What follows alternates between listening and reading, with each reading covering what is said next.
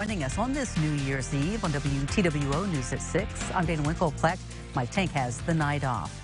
The amount of domestic violence calls has dropped in 2021 for Vigo County, but the concern for people in abusive households is at an all-time high. Shelby Riley joins us now. And Shelby, what concerns do officials have?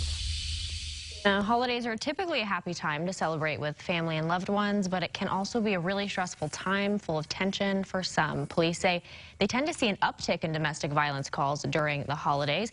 Police and the Council on Domestic Abuse say that just because the number of people reporting it has gone down and compared to years past, that does not mean the problem went away. Unfortunately, it's a major underreported crime, so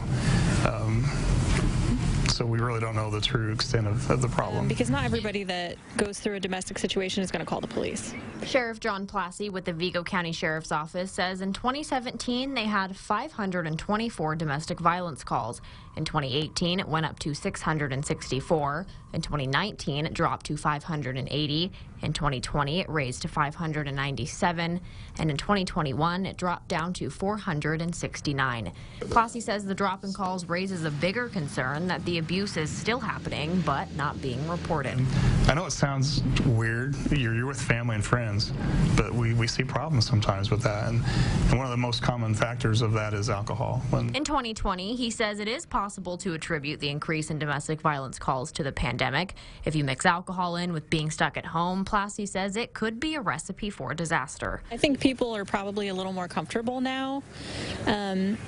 And so maybe that's why they're not reaching out as much. It's not so much I'm stuck, I'm quarantined in a home with my abuser. So I think maybe that probably attributes for that. Executive Director of CODA, Emily Murray, says overall their shelter has seen an increase in enrollment for 2021, but their legal center has seen fewer calls than last year. So we've been at a decreased capacity because of COVID-19. So what we've done is really try to focus on outside case management. If we can't get you into the shelter, we might try to get someone into a hotel for 30 days or just be able to provide them case management if they don't need to come in. Both Plassey and Murray say that with the decrease in domestic violence calls, it's important that if you see something, say something. It's just a vicious cycle, unfortunately, but we've seen a lot that have made the break and moved on. But we also had some fatalities where the spouse has killed the other.